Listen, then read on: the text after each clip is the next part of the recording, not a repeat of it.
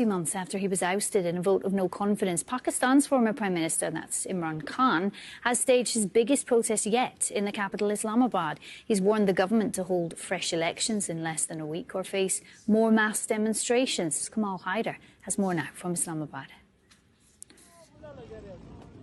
Hundreds of containers and police barricades have failed to stop this protest march. Thousands of supporters of former Prime Minister Imran Khan bringing life to a virtual standstill in Pakistan's capital, Islamabad.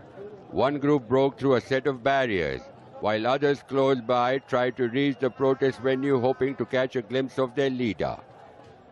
People marched for 30 hours in lines stretching for several kilometers to reach the capital in what would usually be a 2-hour drive. Hazrat Rahman says he left early morning on Wednesday to reach the city despite the barricades.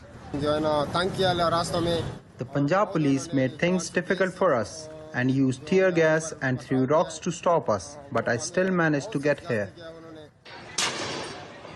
Although it was meant to be a peaceful protest, it soon turned violent.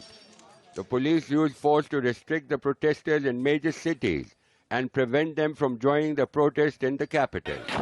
Khan's supporters, including women and children, faced intense tear gassing and rubber bullets, despite a court ruling allowing the protest to go ahead.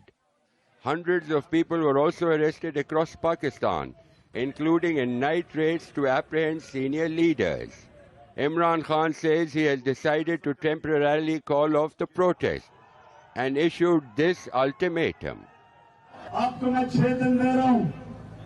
I'm giving the government 6 days to announce a new election date, announce election dates in the month of June, and dissolve assemblies. If you do not, then I will come back to Islamabad with all of my men.